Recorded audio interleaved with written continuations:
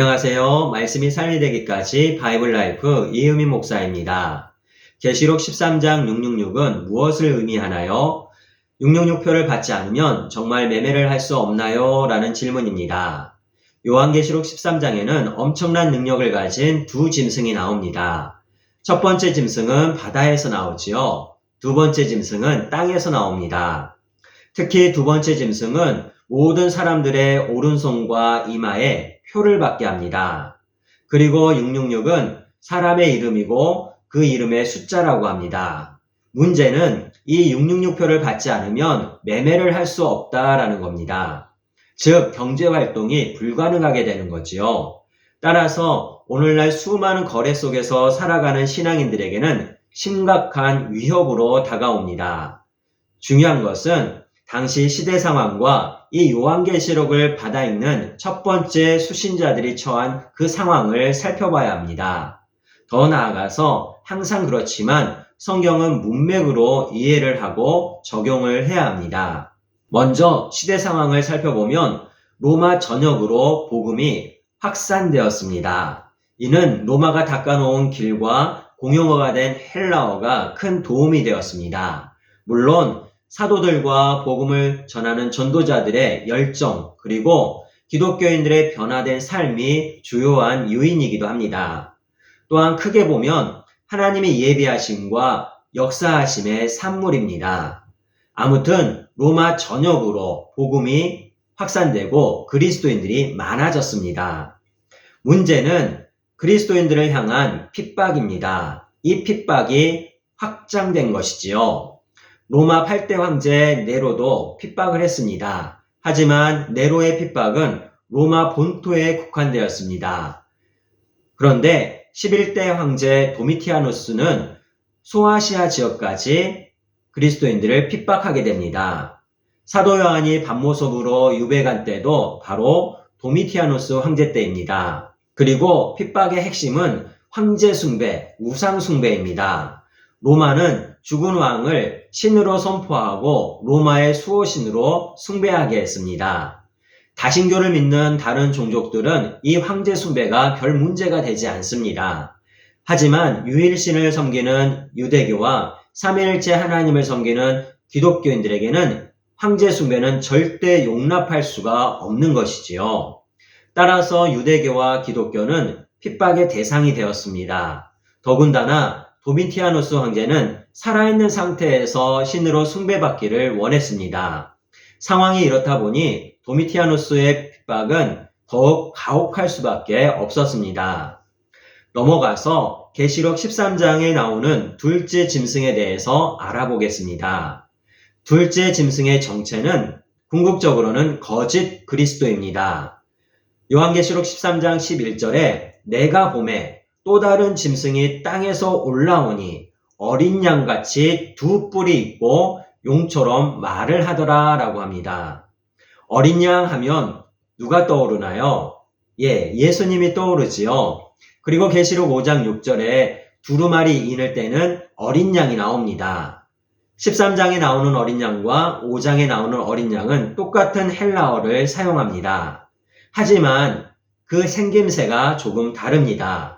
계시록 5장에 나오는 어린 양은 죽임을 당한 적이 있고 머리에 7뿔과 7눈이 있습니다.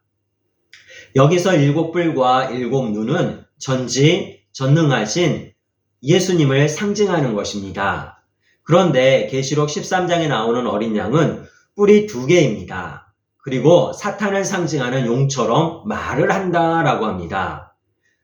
따지고 보면 계시록 13장의 어린 양은 짝퉁, 가짜 예수라는 것이지요. 그리고 둘째 짐승의 역할이 있습니다. 바로 하나님을 비방하고 우상 숭배를 강요하고 성도들을 핍박하는 겁니다. 두 번째 짐승은 자기에게 주어진 42달 동안 하나님을 비방합니다. 그리고 사람들로 하여금 우상 숭배를 강요하게 되지요. 더 나아가서 우상에게 절하지 않으면 다 죽였습니다. 우상 숭배 또는 이 황제 숭배는 단순히 우상의 형상에게 절하는 것으로 제사하는 것으로 끝나는 것이 아닙니다. 이는 하나님의 형상대로 지음받은 인간이 우상에게 굴복하는 것이지요. 또한 하나님의 질서가 아니라 우상의 질서 속에서 살아가는 것을 의미합니다. 인간의 존재하는 이유가 사라지게 되는 것이지요.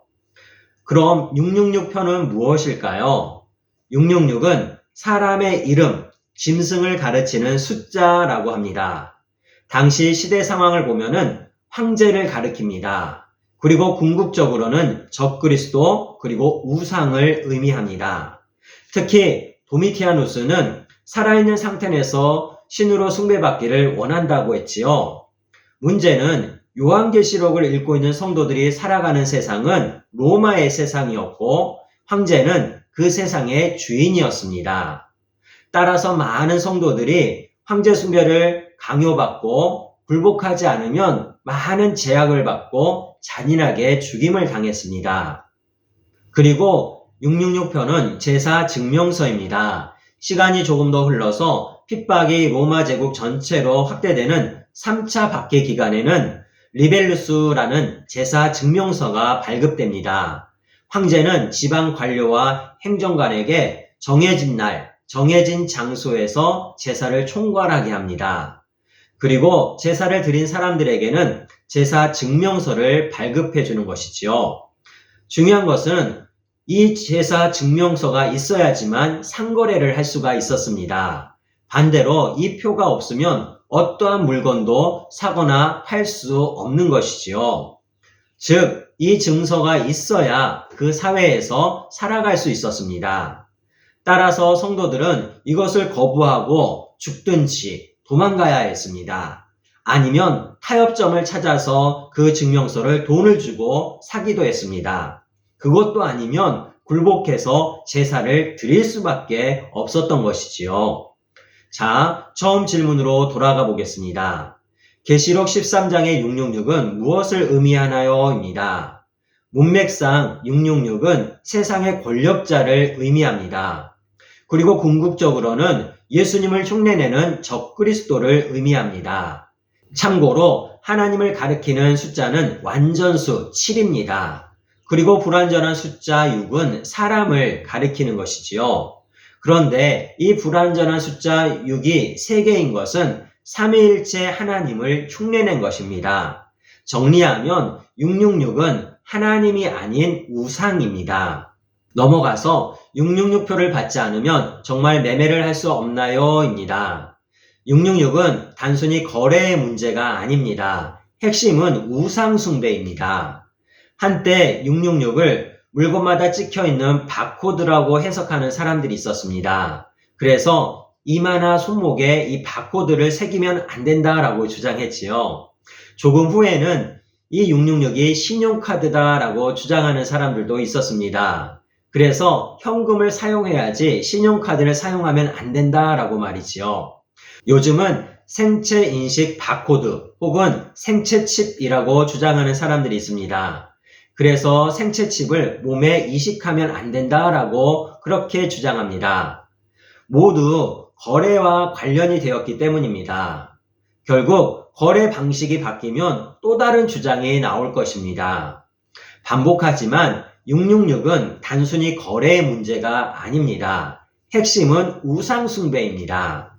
우리에게 적용하면 하나님 중심의 삶이 아니라 세상의 권력과 돈의 핍박 그리고 유혹에 굴복해서 살아가는 것이지요.